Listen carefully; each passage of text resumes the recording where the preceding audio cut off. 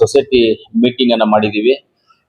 ನಮ್ಮ ಸುಧಾಕ್ನವರು vice president ಇದ್ದಾರೆ, ಆಮೇಲೆ ನಮ್ಮ ಶಿವಣ್ಣವರು ಇದ್ದಾರೆ, ರಾಜೇಂದ್ರ ಗೌಡ್ರು ಇದ್ದಾರೆ, ಹಾಗೆ ನಮ್ಮ ಕವಿತಕ್ನವರು ಅವರು ಇದ್ದಾರೆ, ನಮ್ಮ ಡೈರೆಕ್ಟರ್ಸ್ ಎಲ್ಲರೂ ಇದ್ದಾರೆ.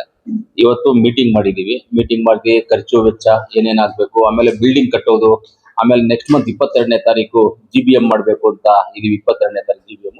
ಅಷ್ಟರ ಒಳಗಡೆ ನಾವು ಬಿಲ್ಡಿಂಗ್ ಕಟ್ಟೋದಕ್ಕೆ ಪೂಜೆ ಮಾಡಿ ಬಿಲ್ಡಿಂಗ್ ನ ಸ್ಟಾರ್ಟ್ ಮಾಡಿ GBM ಒಳಗಡೆ ಪೂಜೆ ಮಾಡಿ ಬಿಲ್ಡಿಂಗ್ ಸ್ಟಾರ್ಟ್ ಮಾಡಬೇಕು ಅಂತ ಇದೀವಿ. ಇದೆಲ್ಲ ಮಾಡಬೇಕು ಅಂತಿದೀವಿ. ಕೆಲವೊಂದು ತೀರ್ಮಾನಗಳನ್ನ ತಗೊಂಡಿದೀವಿ, ಎಲ್ಲ ಒಳ್ಳೆ ತೀರ್ಮಾನಗಳನ್ನ ತಗೊಂಡಿದೀವಿ.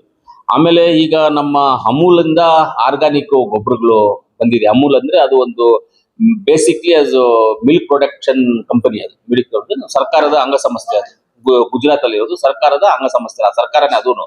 ಇವಾಗ ಅದನ್ನ ಸ್ವಲ್ಪ ನಾವು ರೈತರಿಗೆ ಇವತ್ತು ಏನಾಗ್ತಾ ಇದೆ ಅಂದ್ರೆ, ಈ ಕಲೆ ಔಷಧಿ ಹೊಡೆದು ಇದೆಲ್ಲ ಹೊಡೆದು ಇವತ್ತು ಕೌಂಟರ್ ಬ್ಯಾಕ್ಟೀರಿಯಾಸ್ ಸಾಯ್ತಾ ಇದೆ. ಇವತ್ತು ಕೌಂಟರ್ ಬ್ಯಾಕ್ಟೀರಿಯಾಸ್ ಸಾಯ್ತಾ ಇದೆ.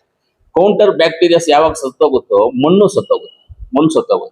ಆದ್ರಿಂದ ಆರ್ಗಾನಿಕ್ ಬಗ್ಗೆ ಸ್ವಲ್ಪ ಜನಗಳಿಗೆ ತಿಳುವಳಿಕೆ ಕೊಡಬೇಕು ಅನ್ನೋ ಉದ್ದೇಶದಿಂದ ಇವತ್ತು ನಾವು ಅಮೂಲ್ ಕಂಪನಿಯವರನ್ನ ಕರೆಸಿದೀವಿ. ಆ ಆರ್ಗಾನಿಕ್ ಬಗ್ಗೆ ಅವ್ರು ಹೇಳಿದ್ದಾರೆ. ಇವಾಗ ನಾನು ಏನ್ ಮಾತಾಡಿದೆ, ಯಾವ ರೀತಿಯಲ್ಲಿ ಮಾಡಿದ್ರೆ ಒಳ್ಳೇದು ಅಂತ ಅವ್ರಿಗೆ ಹೇಳಿದೀನಿ. ಅವ್ರ ಅಡ್ವೈಸ್ ತಗೊಂಡಿದೀವಿ. ನಮ್ಮ ಡೈರೆಕ್ಟರ್ಸ್ ಎಲ್ಲ ಸೇರ್ಕೊಂಡು ಏರಿಯಾ ವೈಸ್ ಅದನ್ನ ನಾವು ಒಂದು ಅಡ್ವರ್ಟೈಸ್ಮೆಂಟ್ ಮಾಡಿ ರೈತರಿಗೆ ಇದು ಮಾಡಿ ಫಸ್ಟ್ ಟೆಸ್ಟಿಂಗ್ ಒಂದೊಂದು ಏರಿಯಾದಲ್ಲಿ ಒಂದೊಂದು 10 ಕಡೆ ಮಾಡ್ತೀವಿ ಟೆಸ್ಟಿಂಗ್ ಅನ್ನ. 10 ಕಡೆ ಅಂದ್ರೆ ಯಾರೋ ಒಬ್ಬ ರೈತ ಟೊಮೊಟೊ ಬೆಳೀತಾ ಇರ್ತಾರೆ, ಒಂದ್ 2 ಲೈನ್ಗೆ ಈ ಗೊಬ್ಬರವನ್ನು ಫ್ರೀಯಾಗಿ ಕೊಟ್ಟು ಫ್ರೀಯಾಗಿ ಮಾಡ್ತೀವಿ. ಅದು ಹೆಂಗ್ ಬೆಳೀತಾ ಇದೆ, ನೀವು ಬೇರೆದು ಹೆಂಗ್ ಬೆಳೀತಾ ಇದೆ ಅಂತ ಅವರೇ ಅಬ್ಸರ್ವೇಷನ್ ಮಾಡ್ಲಿ ಅಂತ ಆ ತರ ಎಲ್ಲ ಡೆಮೋ ಮಾಡೋದಕ್ಕೆಲ್ಲ ಪ್ಲಾನ್ ಮಾಡಿದೀವಿ. ಮುಂದಿನ ದಿನಗಳಲ್ಲಿ ನೆಕ್ಸ್ಟ್ ಮಂತ್ ಅಲ್ಲಿ ಇದೆಲ್ಲ ಮಾಡ್ಬೇಕು ಅಂತ ಐಡಿಯಾ ಇದೆ. ಖಂಡಿತವಾಗ್ಲೂ ಇದೆಲ್ಲ ಐಡಿಯಾ ಮಾಡ್ತೀವಿ. ಅಷ್ಟೇ. ನೀವೇನಾದ್ರು ಕೇಳೋದಿದ್ರೆ ಕೇಳಿದ್ರೆ ಯಾರು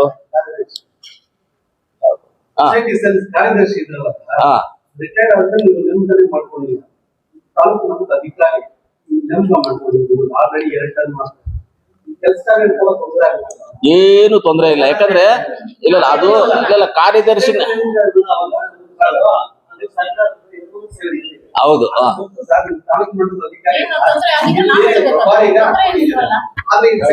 ಸೊಸೈಟಿ ಇವಾಗ ನಾವು ಒಂದು